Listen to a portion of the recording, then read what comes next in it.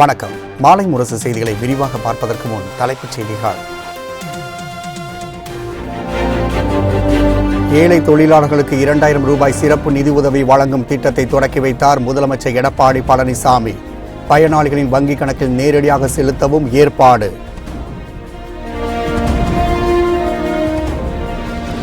தூத்துக்குடியில் 1000 மெகாவாட் அனல்மின் நிலையத்தை இன்று திறந்து வைக்கிறார் மத்திய அமைச்சர் பியூஷ் கோயல். தருமபுரி மொராப்பூர் இடையே புதிய ரயில் பாதை திட்டத்திற்கும் அடிக்கல் நாட்டுகிறார். இந்திய விமானப்படை நடத்திய தாக்குதலில் 350 பேர் உயிரிழந்ததாக செய்தி பரப்பியது யார் என ப. சிதம்பரம் கேள்வி. வீரர்களின் செயலுக்கு ராகுல் காந்தி பாராட்டியதை மோடி மறந்துவிட்டதாகவும் சாடல்.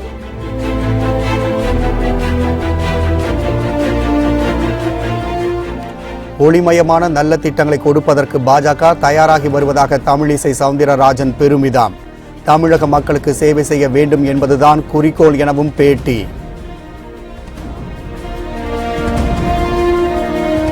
சூலூர் ஹக்கீம்பேட் விமானப்படை தளத்திற்கு குடியரசுத் தலைவர் ராம்நாத் கோவிந்த் விருது வழங்கி பாராட்டு. விமானப்படை வீரர்களின் அணிவகுப்பு சாகச நிகழ்ச்சிகளையும் பார்வையிட்டார்.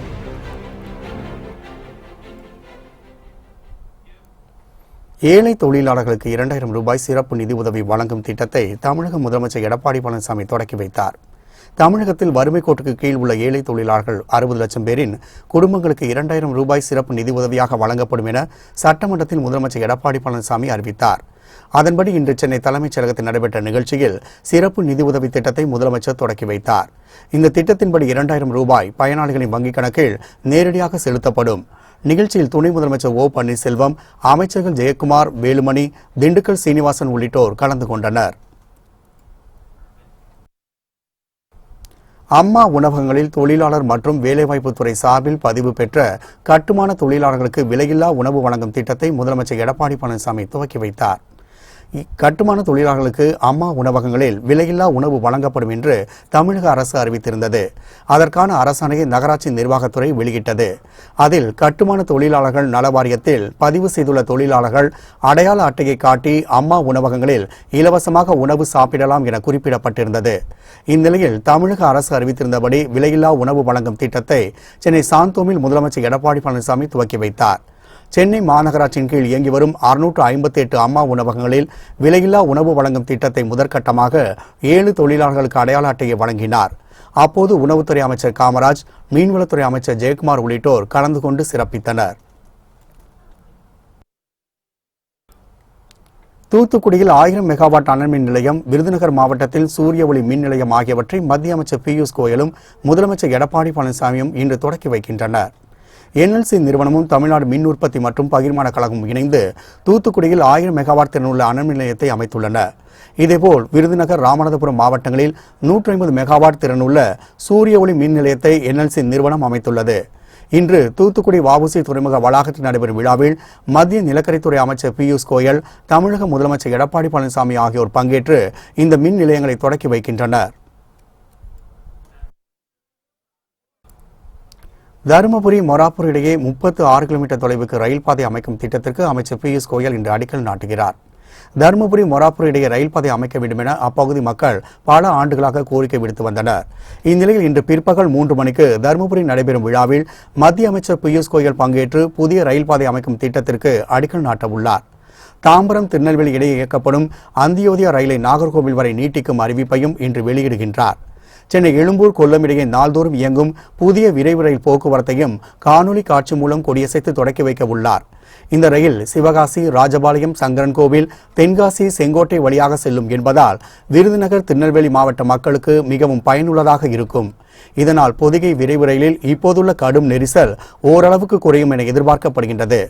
தருமபுரி நடைபெறும் விழாவில் மத்திய அமைச்சர் பொன் ராதாகிருஷ்ணன், தமிழக அமைச்சர் கே. பி. அன்பழகன், நாடாளுமன்ற உறுப்பினர் அன்புமணி ஆகியோரும், சென்னை எழும்பூரில் நடைபெறும் விழாவில் அமைச்சர் ஜெயக்குமாரும் நாடாளுமன்ற உறுப்பினர்களும் பங்கேற்கின்றனர்.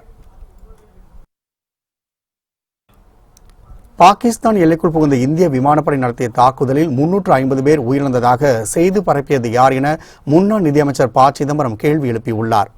பாட்னாவில் நடைபெற்ற பொதுக்கூட்டத்தில் பேசிய பிரதமர் மோடி, தாக்குதல் நடத்திய விமானப்படை வீரர்களை எதிர்க்கட்சிகள் பாராட்டாமல் ஆதாரங்களை கேட்பதாக குற்றம் சாட்டியிருந்தார். இதற்கு பதிலடி கொடுக்கும் விதமாக தனது ட்விட்டர் பக்கத்தில் பதிவிட்டுள்ள முன்னாள் மத்திய நிதியமைச்சர் ப சிதம்பரம், இந்திய விமானப்படை வீரர்களின் செயலுக்கு முதலில் பாராட்டு தெரிவித்தவர் காங்கிரஸ் தலைவர் ராகுல் காந்தி என்பதை பிரதமர் மோடி மறந்துவிட்டதை சுட்டிக்காட்டினார். மேலும் பாகிஸ்தான் நடத்திய தாக்குதலில் விமானப்படையின் துணை தளபதி உட்பட உயிரிழந்தோர் எண்ணிக்கை குறித்து கருத்து கூற பிரதமர் மோடி மறுத்துவிட்டார் என்பதை குறிப்பிட்ட சிதம்பரம், இந்திய விமானப்படை நடத்திய தாக்குதலில் 350 பேர் உயிரிழந்ததாக செய்தி பரப்பியது யார் எனவும் கேள்வி எழுப்பினார். மக்களவைத் தேர்தலை ஒட்டி தமிழகத்திற்கு வருகை தரும் பிரதமர் மோடி, ராகுல் காந்தி உள்ளிட்ட முக்கிய தலைவர்கள் பிரச்சார பொதுக்கூட்டங்களில் பங்கேற்க திட்டமிட்டுள்ளனர். மக்களவைத் தேர்தல் பிரச்சாரத்திற்காக பிரதமர் மோடி, காங்கிரஸ் தலைவர் ராகுல் காந்தி மற்றும் சோனியா காந்தி, பிரியங்கா காந்தி உள்ளிட்ட தேசிய தலைவர்கள் தமிழகம் வருகை தர உள்ளனர். அவர்கள் பொதுக்கூட்டம் உள்ளிட்ட பல்வேறு நிகழ்ச்சிகளில் கலந்து கொண்டு பிரச்சாரத்தில் ஈடுபடுகின்றனர். அதிமுக கூட்டணி முதல் தேர்தல் பிரச்சார பொதுக்கூட்டம் வண்டலூர் அருகே உள்ள கேளம்பாக்கத்தில் 6ஆம் தேதி நடைபெற உள்ளது. இதில் பிரதமர் மோடி கலந்து கொண்டு பேச உள்ளார். இதேபோல் காங்கிரஸ் தலைவர் ராகுல் காந்தி மக்களவைத் தேர்தலுக்கான முதல் பிரச்சாரத்தை தமிழகத்தில் தொடங்க உள்ளார். இதைத் தொடர்ந்து திமுக கூட்டணி வேட்பாளர்களை ஆதரித்து பிரச்சாரம் செய்வதற்காக காங்கிரஸ் மூத்த தலைவர் சோனியா காந்தி, பிரியங்கா காந்தி உள்ளிட்ட காங்கிரசின் முன்னணி தலைவர்கள் அடுத்தடுத்து தமிழகம் வர திட்டமிட்டுள்ளனர். தொடர்ந்து மு.க. ஸ்டாலினும் தமிழகம் முழுவதும் சூறாவளி பிரச்சாரம் மேற்கொள்ள உள்ளார். பிரச்சார தேதி விரைவில் அறிவிக்கப்படும் என்று தெரிவிக்கப்பட்டுள்ளது. கூட்டணி வேட்பாளர்களை ஆதரித்து தேசிய தலைவர்கள் அடுத்தடுத்து தமிழகம் வருகை மற்றும் மாநில தலைவர்கள் பிரச்சாரத்தால் இன்னும் சில நாட்களில் அனல் பறக்கும் என எதிர்பார்க்கப்படுகின்றது.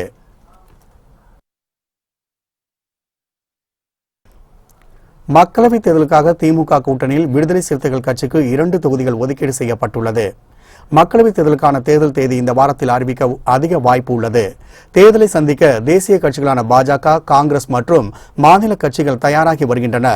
தமிழகத்தை பொறுத்தவரை திமுக கூட்டணியில் காங்கிரஸ் கட்சிக்கு 10 தொகுதிகள் ஒதுக்கப்பட்டுள்ளன. இந்திய யூனியன் முஸ்லீம் லீக், கொங்கு நாடு மக்கள் தேசிய கட்சிக்கு தலா 1 தொகுதி ஒதுக்கப்பட்டுள்ளது. மீதியுள்ள கட்சியுடன் திமுகவின் தொகுதி பங்கீட்டு குழுவினர் பேச்சுவார்த்தை நடத்தி வருகின்றனர். அதே நேரத்தில் அதிமுக கூட்டணியில் பாமக, பாஜக, புதிய தமிழகம் உள்ளிட்ட கட்சிகள் இடம்பெற்றுள்ளன. இதில் பாமகவுக்கு 7, 1 மாநிலவை தொகுதியும் ஒதுக்கப்பட்டுள்ளது. பாஜகவுக்கு 5 தொகுதிகள் ஒதுக்கப்பட்டுள்ளது. புதிய தமிழகம் கட்சிக்கு 1 தொகுதி ஒதுக்கப்பட்டுள்ளது. அதிமுக கூட்டணியில் தேமுதிகவை சேர்க்க பலகட்ட பேச்சுவார்த்தை நடத்தப்பட்டது. ஆனால் பேச்சுவார்த்தையில் தொடர்ந்து இழுபறி நிலைதான் நீடித்து வருகின்றது. பாமகவுக்கு ஒதுக்கப்பட்ட தொகுதிகளை விட அதிக தொகுதிகளை ஒதுக்க வேண்டும் என தேமுதிக நிபந்தனை விதித்துள்ளது. இந்த பரபரப்பான சூழ்நிலையில் விஜயகாந்த் தலைமையில் தேமுதிகவின் அவசர ஆலோசனை கூட்டம் சென்னை கோயம்பேட்டில் உள்ள கட்சி தலைமை அலுவலகத்தில் நாளை நடைபெற உள்ளது. இதனிடையே சென்னை அண்ணா அறிவாலயத்தில் திமுக கூட்டணி குறித்த 2ஆம் கட்ட பேச்சுவார்த்தை இன்று நடைபெற்றது. அப்போது விடுதலை சிறுத்தைகள் கட்சிக்கு 2 தொகுதிகள் ஒதுக்கீடு செய்யப்பட்டுள்ளதாக கூறப்படுகின்றது. இதற்கான ஒப்பந்தம் விரைவில் கையெழுத்தாக உள்ளது. மக்களவைக்கான தேர்தல் தேதி அறிவிக்கப்பட்ட பின் மாநிலம் முழுவதும் நடவடிக்கைகளை முடுக்கிவிட தேர்தல் ஆணையம் திட்டமிட்டுள்ளது. தேர்தல் ஆணையம் மக்களவைத் தேர்தல் நடத்துவதற்கான நடவடிக்கையை முடுக்கிவிட்டுள்ளது. முதற்கட்டமாக ஒரு இடத்தில் 3 ஆண்டுக்கு மேலாக பணியாற்றும் அரசு ஊழியர்கள் வேறு மாவட்டங்களுக்கு அதிரடியாக மாற்றப்பட்டு வருகின்றனர். தேர்தலுக்கு தேவையான மின்னணு வாக்குப்பதிவு இயந்திரங்கள் சரிபார்க்கும் பணிகளும் ஒருபுறம் நடைபெற்று வருகின்றது. தேர்தல் தேதி அறிவிக்கப்பட்டவுடன் மாநிலம் முழுவதும் தனது நடவடிக்கை மேலும் முடுக்கிவிட தேர்தல் ஆணையம் திட்டமிட்டுள்ளது. பிரதமர் மோடி தலைமையில் நடைபெற்ற கவுன்சில் கூட்டத்தில் நாட்டின் பாதுகாப்பு தொடர்பான முக்கிய முடிவுகள் எடுக்கப்பட்டுள்ளதாக கூறப்படுகின்றது. டெல்லியில் பிரதமர் மோடி தலைமையில் தேசிய பாதுகாப்பு கவுன்சில் கூட்டம் நேற்று இரவு நடைபெற்றது. இக்கூட்டத்தில் மத்திய உள்துறை அமைச்சர் ராஜ்நாத் சிங், நிதியமைச்சர் அருண் ஜேட்லி, வெளியுறவுத்துறை அமைச்சர் சுஷ்மா சுவராஜ், பாதுகாப்புத்துறை அமைச்சர் நிர்மலா சீதாராமன், தேசிய பாதுகாப்பு ஆலோசகர் அஜித் தோவால், வெளியுறவுத்துறை செயலர் விஜய் கோகலே உள்ளிட்டோர் கலந்து கொண்டனர். கூட்டத்தில் நாட்டின் பாதுகாப்பு தொடர்பான முக்கிய முடிவுகள் எடுக்கப்பட்டுள்ளதாக கூறப்படுகின்றது. மேலும் அபிநந்தனை பாகிஸ்தான் விடுவித்துள்ள நிலையில் பயங்கரவாதத்தை ஒழிக்க அடுத்த கட்ட நடவடிக்கைகள் குறித்தும் விரிவாக ஆலோசிக்கப்பட்டது. பாகிஸ்தான் பிரதமர் இம்ரான்கான் அமைதி பேச்சுவார்த்தைக்கு தயார் என கூறியுள்ள நிலையில் பிரதமர் தலைமையிலான இந்த கூட்டம் உலக அரங்கில் முக்கியத்துவம் வாய்ந்ததாக கருதப்படுகின்றது. வங்கிக் கணக்கு, சிம் கார்டுகளுக்கு இனி ஆதார் எண் கட்டாயம் என்ற மத்திய அரசின் அவசர சட்டத்திற்கு குடியரசுத் தலைவர் ராம்நாத் கோவிந்த் ஒப்புதல் அளித்துள்ளார். வங்கி கணக்கு தொடங்கவும் சிம் கார்டு வாங்கவும் ஆதார் அடையாள அட்டையை விருப்பப்பட்டவர்கள் வழங்க வகை செய்யும் சட்டத்திற்கு மத்திய அமைச்சரவை அனுமதி அளித்தது. இந்த சட்ட மசோதா மாநிலவையில் நிறைவேறாத நிலையில் மக்களவையில் நிறைவேறியது. இதைத் தொடர்ந்து இது தொடர்பான அவசர சட்டத்தை மத்திய அரசு பிறப்பித்தது. இந்த சட்டத்திற்கு ஒப்புதல் பெற மத்திய அரசு குடியரசுத் தலைவருக்கு அனுப்பி வைத்தது. இந்நிலையில் வங்கி கணக்கு மற்றும் சிம் கார்டுகள் பெறும்போது ஆதார் எண்ணை இணைப்பது கட்டாயம் என்ற அவசர சட்டத்திற்கு குடியரசுத் தலைவர் ராம்நாத் கோவிந்த் ஒப்புதல் அளித்துள்ளார்.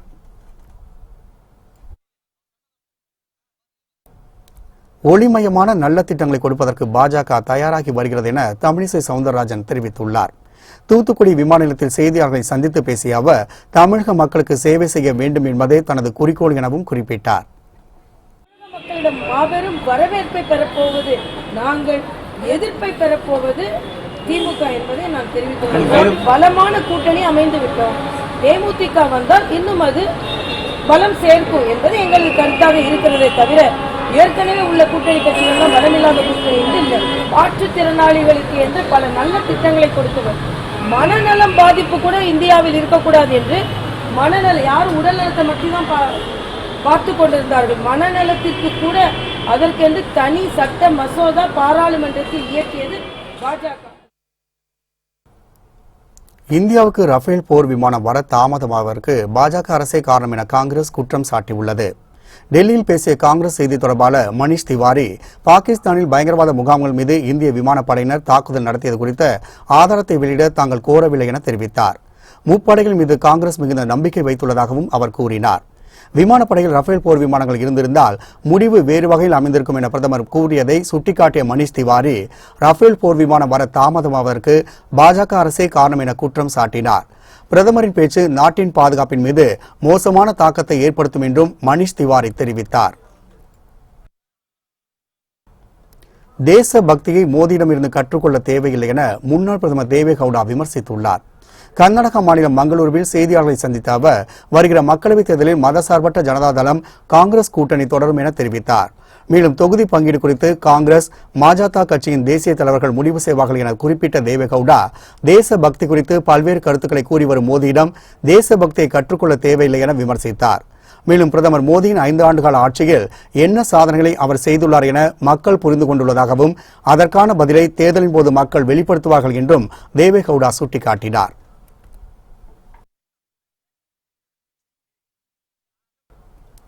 மக்களவைத் தேர்தலுக்கான பிரச்சாரத்தை திண்டுக்கல்லில் இருந்து தொடங்க உள்ளதாக மதிமுக பொதுச்செயலர் வைகோ குறிப்பிட்டுள்ளார். திண்டுக்கல்லில் நடைபெற்ற நிகழ்ச்சியில் பேசிய அவர் திமுக கூட்டணி அனைத்து தேர்தல்களிலும் அமோக வெற்றி பெறும் எனவும் நம்பிக்கை தெரிவித்தார்.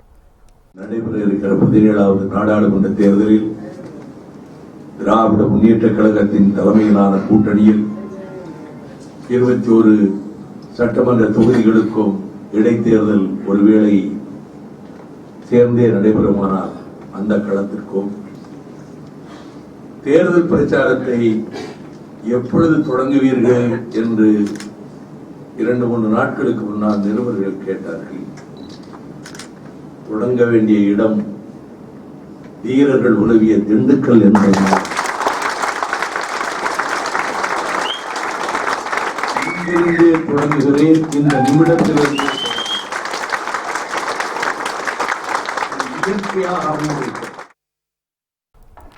மகா சிவராத்திரியை முன்னிட்டு நாட்டின் பல்வேறு பகுதிகளில் பக்தர்கள் புனித நீராடி சிவாலயங்கள் வழிபாடு நடத்தி வருகின்றனர்.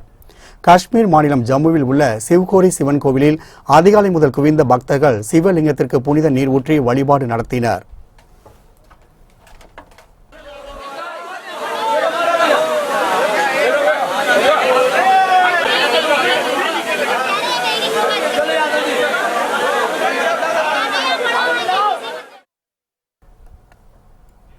உத்தரப்பிரதேச மாநிலம் கான்பூரில் பல்வேறு சிவன் கோவில்களில் பக்தர்கள் கூட்டம் நிரம்பி வழிந்தது. ஆற்றில் நீராடிய பக்தர்கள் புனித நீரை எடுத்து சென்று சிவலிங்கத்திற்கு ஊற்றி வழிபாடு செய்தனர்.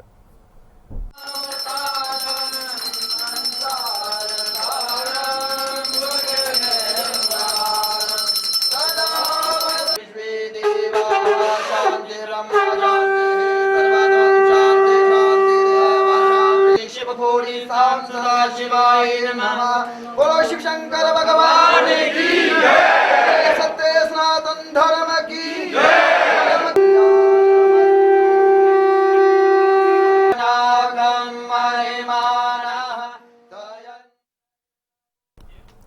மும்பை கிர்கானில் உள்ள பாபுநாத் கோவிலில் மத்திய அமைச்சர் பியூஷ் கோயல் வழிபாடு நடத்தினார்.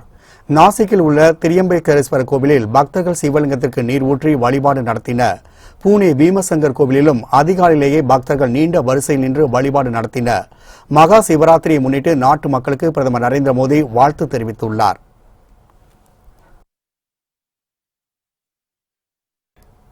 கோவை சூலூர் விமானப்படை தளத்திற்கு சிறந்த சேவைக்கான விருதினை ஜனாதிபதி ராம்நாத் கோவிந்த் வழங்கினார்.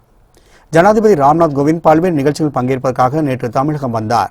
இந்நிலையில் கோவை அடுத்துள்ள சூலூர் விமானப்படை தளத்தில் உள்ள 5வது விமானம் பழுது நீக்கும் மையம் மற்றும் ஆந்திராவில் உள்ள அகிம்பேட் விமானத்தளம் ஆகியவற்றிற்கு சிறந்த சேவைக்கான விருது வழங்கும் நிகழ்ச்சி நடைபெற்றது. இதில் ஜனாதிபதி ராம்நாத் கோவிந்த் பங்கேற்று விருதுகளை வழங்கினார். தொடர்ந்து விமானப்படை வீரர்களின் அணிவகுப்பு மற்றும் சாகச நிகழ்ச்சிகளை ஜனாதிபதி ராம்நாத் கோவிந்த், ஆளுநர் பன்வாரிலால் புரோஹித், சூலூர் தளத்தின் ஏர் கமாண்டர் புத்தம் பெக்கர், ஹக்கீம்பட் தளத்தின் ஏர் கமாண்டர் ஓப்ராய் உட்பட விமானப்படை உயர் அதிகாரிகள், பொதுமக்கள் கண்டு ரசித்தனர். தேனி அருகே அரசு பேருந்தும் ஆட்டோவும் நேருக்கு நேர் மோதிய விபத்தில் ஒரே குடும்பத்தைச் சேர்ந்த 4 பேர் உயிரிழந்த சம்பவம் பெரும் சோகத்தை ஏற்படுத்தியுள்ளது. தேனி மாவட்டம் கம்போஸ்ட் உடைப்பகுதியைச் சேர்ந்தவர் சென்ராயன் மாசி பச்சை தினமான இன்று உசிலம்பட்டியில் உள்ள குலதெய்வம் கோவிலுக்கு செல்வதற்காக தனது மனைவி, மகன், மகள் மற்றும் மாமியாருடன் ஆட்டோவில் சென்றுள்ளார். ஆண்டிப்பட்டி அரசு பள்ளி அருகே வந்தபோது தேனி நோக்கி வந்த அரசு பேருந்து ஆட்டோ மீது பயங்கரமாக மோதியது. இதில் சென்ராயன், அவரது மனைவி சுதா, மகன் லோகமணி, மகள் அபிநயா ஆகிய 4 பேரும் உடல் நசுங்கி சம்பவ இடத்திலேயே பலியாகினர். மேலும் சென்ராயன் மாமியார் பொன்னுத்தாயி மற்றும் ஆட்டோ ஓட்டுநர் ராமு படுகாயங்களுடன் தேனி அரசு மருத்துவமனையில் அனுமதிக்கப்பட்டுள்ளனர். விபத்து குறித்து போலீசார் வழக்கு பதிவு செய்து விசாரணை மேற்கொண்டு வருகின்றனர். விபத்தில் ஒரே குடும்பத்தை சேர்ந்த 4 பேர் உயிரிழந்த சம்பவம் பெரும் சோகத்தை ஏற்படுத்தியுள்ளது. திருச்சி மாவட்டம் பிச்சாண்டர் கோவில் 10 ஆண்டுகளுக்கு முன் ரயில்வே கையகப்படுத்திய நிலத்திற்கு இன்னும் இழப்பீடு வழங்கவில்லை என விவசாயிகள் குற்றம் சாட்டியுள்ளனர். பிச்சாண்டவர் கோவில் ரயில் நிலையத்திற்கு அருகில் விவசாயிகள் 13 பேருக்கு சொந்தமான 2 ஏக்கர் நிலம் இரட்டை பாதை திட்டத்திற்காக கையகப்படுத்தப்பட்டது. இதற்கான இழப்பீடாக 3,59 லட்சம் ரூபாயை வருவாய்த்துறையிடம் வழங்கியுள்ளதாக ரயில்வே அதிகாரிகள் தெரிவித்துள்ளனர். இந்த தொகை இதுவரை விவசாயிடம் வழங்கப்படாத நிலையில் அந்த நிலத்தில் கேபிள் பதிப்பதற்காக பொக்லைன் கொண்டு மண்ணை தோண்டியுள்ளனர். இதையடுத்து விவசாயிகள் இழப்பீடு கிடைக்கும் வரை நிலத்தில் எந்த பணியும் செய்யக்கூடாது என தடுத்தனர். இதையடுத்து பணிகளை நிறுத்திய ரயில்வே ஊழியர்கள் பொக்லைன் இயந்திரத்தை வேறு இடத்திற்கு கொண்டு சென்றனர். ரயில்வே அதிகாரிகள் விரைந்து வந்து விவசாயிகளுடன் பேச்சு நடத்தி இழப்பீடு கிடைக்க வழிவகை செய்வதாக கூறியதால் விவசாயிகள் அங்கிருந்து சென்றனர். எடுத்து 10 வருஷம் ஆகுது. இதுவரைக்கும் எங்களுக்கு எதுவும் ஒரு செட்டில்மெண்ட் பண்ணல. நாங்கள் 3 வருஷத்துக்கு முன்னாடி போய் கேட்டோம். கேட்டதுக்கு இவ்வளோ ரூபா 3 கோடி ரூபா உங்களுக்கு செட்டில் ஆயிடுச்சு அப்படின்னு சொன்னாங்க. இது நாங்களும் அலைஞ்சிக்கிட்டு தான் இருக்கோம். இதை பற்றி யாரும் விமர்சிக்கல. இப்போ ரயில்வே இடத்துல பொக்கிலிங்க போட்டு ஒயர் போடுறதுக்காக பண்ணிட்டு இருக்காங்க. நாங்கள் எங்கள் இடத்துல எங்களுக்கு பணம் கொடுக்காம எந்த ஆதிக்கமும் பண்ணக்கூடாதுன்னு நாங்கள் மறுத்து இருக்கிறோம். ஓசூர் அருகே இருசக்கர வாகனத்தில் சென்றவரை வழிமறித்து மது பாட்டிலால் தாக்கி பணம், செல்போன் பறிக்கப்பட்ட சம்பவம் அதிர்ச்சியை ஏற்படுத்தியுள்ளது. கிருஷ்ணகிரி மாவட்டம் ஓசூர் டிவிஎஸ் பகுதியை சேர்ந்தவர் பாலமுருகன். இவர் அதே பகுதியில் உள்ள தனியார் நிறுவனத்தில் பணிபுரிந்து வருகிறார். இந்நிலையில் இவர் சொந்த ஊரான சேலம் ஓமலூருக்கு சென்றுவிட்டு ரயிலில் ஊர் திரும்பினார். ரயில் நிலையத்திலிருந்து இருசக்கர வாகனத்தில் சென்ற பாலமுருகனை பின்தொடர்ந்து சென்ற மர்ம நபர்கள் அவரை வழிமறித்து பணம் கேட்டுள்ளனர். பாலமுருகன் தர மறுத்ததால் கையில் வைத்திருந்த மது பாட்டிலால் அவரை தாக்கிவிட்டு பணம் மற்றும் செல்போன், இருசக்கர வாகனத்தையும் திருடிச் சென்றுள்ளனர். இதில் படுகாயமடைந்த பாலமுருகன் மருத்துவமனையில் அனுமதிக்கப்பட்டுள்ளார். மர்ம நபர்கள் குறித்து போலீசார் விசாரணை மேற்கொண்டு வருகின்றனர். மன்னார் வளைகுடா கடலில் உள்ள அரிய வகை கடல்வாழ் உயிரினங்களை காக்க பொதுமக்களும் ஒத்துழைக்க வேண்டும் என வனச்சரகர் வேண்டுகோள் விடுத்துள்ளார். ராமநாதபுரம், தூத்துக்குடி மாவட்டங்களில் உள்ள மன்னார் வளைகுடா கடற்பகுதியில் ஏராளமான அரிய வகை கடல்வாழ் உயிரினங்கள் உள்ளன. தவறான மீன்பிடி முறைகளாலும் காலநிலை மாற்றத்தாலும் சில வகை உயிரினங்கள் அழியும் நிலையில் உள்ளன. மார்ச் 3 உலக வன உயிரின நாளாக கடைபிடிக்கப்பட்டு வருகின்றது. இதையொட்டி கடல்வாழ் உயிரினங்களை காக்க வலியுறுத்தி வனத்துறையினர் விழிப்புணர்வு பேரணி நடத்தினர். அப்போது பேசிய வனச்சரகர் சதீஷ், கடல்வாழ் உயிரினங்களை காக்க பொதுமக்களும் பாடுபட வேண்டும் என தெரிவித்தார். ஓசூர் அருகே சாலை கடக்க முயன்ற மூதாட்டி மீது வேகமான கார் மோதியதில் மூதாட்டி பரிதாபமாக உயிரிழந்தார். கிருஷ்ணகிரி மாவட்டம் ஓசூர் அருகே பங்கநத்தம் பகுதியில் சின்னம்மா என்ற 60 வயது மூதாட்டி சாலையை கடக்க முயன்றார். அப்போது அவ்வழியாக அதிவேகமாக வந்த கார் ஒன்று மூதாட்டி மீது மோதிவிட்டு நிற்காமல் சென்றது. இதில் தூக்கி வீசப்பட்ட மூதாட்டியை அருகில் இருந்தவர்கள் மீட்டு மருத்துவமனைக்கு அழைத்து சென்றனர். ஆனால் மூதாட்டி இறந்து விட்டதாக மருத்துவர்கள் தெரிவித்தனர். மூதாட்டி மீது மோதிய கார் முன்னாள் பஞ்சாயத்து தலைவரின் கார் என்றும் மது போதையில் காரை ஓட்டியதே விபத்திற்கு காரணம் என விபத்தை நேரில் கண்டவர்கள் தெரிவித்தனர். கர்நாடகத்தில் காங்கிரஸ் சட்டமன்ற உறுப்பினர் உமேஷ் ஜாதவ் தனது பதவி விலகல் கடிதத்தை சபாநாயகரிடம் அளித்துள்ளார். கர்நாடகத்தில் மதசார்பற்ற ஜனதா தளம் காங்கிரஸ் கூட்டணி ஆட்சி நடைபெற்று வருகின்றது. சட்டமன்ற உறுப்பினர்களை விலை பேசுவதாகவும் ஆட்சியை கவிழ்க்க முயல்வதாகவும் பாஜக மீது காங்கிரசும் முதலமைச்சர் குமாரசாமியும் குற்றம் சாட்டி வருகின்றன. இந்நிலையில் குல்பர்கா மாவட்டம் சிஞ்சோலி தொகுதியைச் சேர்ந்த காங்கிரஸ் சட்டமன்ற உறுப்பினர் பதவியிலிருந்து விலகுவதாக கூறி சபாநாயகர் ரமேஷ்குமாரிடம் கடிதம் அளித்துள்ளார். பாஜகவில் சேர்ந்து வரும் நாடாளுமன்ற தேர்தலில் அவர் மல்லிகார்ஜுன கார்கே எதிர்த்து குல்பர்கா தொகுதியில் போட்டியிட உள்ளதாகவும் தகவல்கள் வெளியாகி உள்ளன. நாகப்பட்டினம் மகளிர் காவல் நிலையத்தில் புகுந்தவர் கத்தியை காட்டி காவலர்களை மிரட்டியுள்ளார்.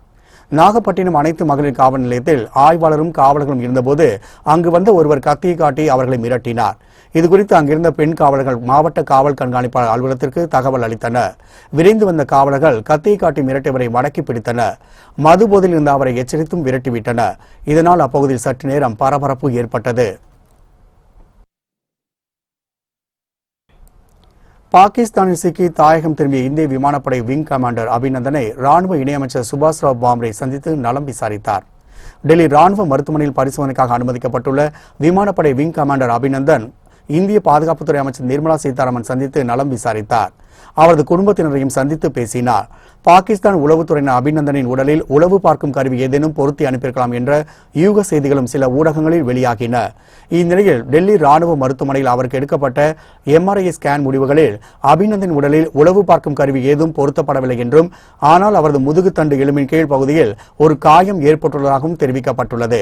மேலும் பாகிஸ்தான் ஏவுகணையால் சுட்டு வீழ்த்தப்பட்ட அபிநந்தனின் போர் விமானம் கீழே விழுந்து நொறுங்குவதற்கு முன்பு அவர் பாராசூட் மூலம் தப்பிக்க முயன்றபோது கீழே விழுந்ததில் காயம் ஏற்பட்டிருக்கலாம் என்றும் மருத்துவர்கள் தெரிவித்துள்ளனர்.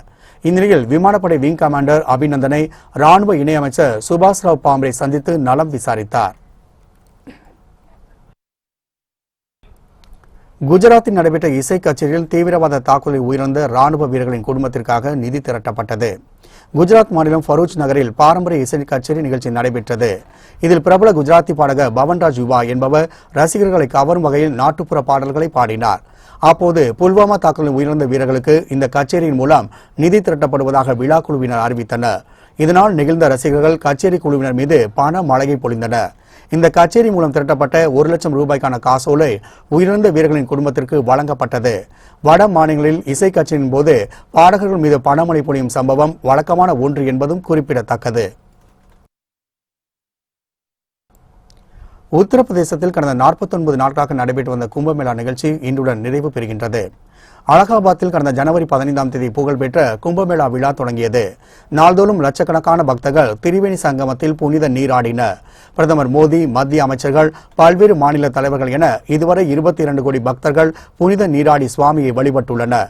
இந்நிலையில் 49 நாட்களாக நடைபெற்று வந்த கும்பமேளா விழா இன்று மகா சிவராத்திரியுடன் நிறைவு பெறுகின்றது. இதனால் வழக்கத்திற்கு மாறாக பக்தர்களின் கூட்டம் அதிகமாக காணப்படும் என்பதால் பலத்த பாதுகாப்பு ஏற்பாடுகள் செய்யப்பட்டுள்ளன. மேலும் பக்தர்களின் வசதிக்கு தேவையான அனைத்து ஏற்பாடுகளும் மாவட்ட நிர்வாகம் செய்து கொடுத்துள்ளது. பல ஆண்டுகளுக்கு பிறகு இந்த ஆண்டு திங்களன்று மகா சிவராத்திரி வந்துள்ளதால் கும்பமேளாவின் மிக முக்கியமான நாளாகவும் பக்தர்கள் கருதுகின்றனர். மேற்கு வங்கத்தில் அனுமதியின்றி பேரணி நடத்திய பாஜகவினர் மீது போலீசார் தடியடி நடத்தியதால் பெரும் பதற்றம் ஏற்பட்டது. மேற்கு வங்க மாநிலத்தின் பல இடங்களில் மக்களவைத் தேர்தலுக்காக வெற்றி உறுதியேற்பு யாத்திரை என்ற பெயரில் மோட்டார் சைக்கிள் பேரணி நடத்த பாஜக திட்டமிட்டிருந்தது. தற்போது பள்ளி தேர்வுகள் நடப்பதால் பாஜகவினர் திட்டமிட்டிருந்த பேரணிக்கு அம்மாநில போலீசார் அனுமதி தரவில்லை. இதனை பொருட்படுத்தாத பாஜகவினர் பேரணி நடத்தும் முயற்சியில் ஈடுபட்டனர். இதையடுத்து போலீசாருக்கும் பாஜகவினருக்கும் மோதல் ஏற்பட்டது. அத்துமீறி பேரணி நடத்த முயன்ற பாஜகவினர் மீது தடியடி நடத்திய போலீசார் பலரை கைது செய்துள்ளனர். இதனால் மேற்கு வங்க மாநிலத்தின் பல்வேறு பகுதிகளில் பதற்றம் நிலவி வருகின்றது.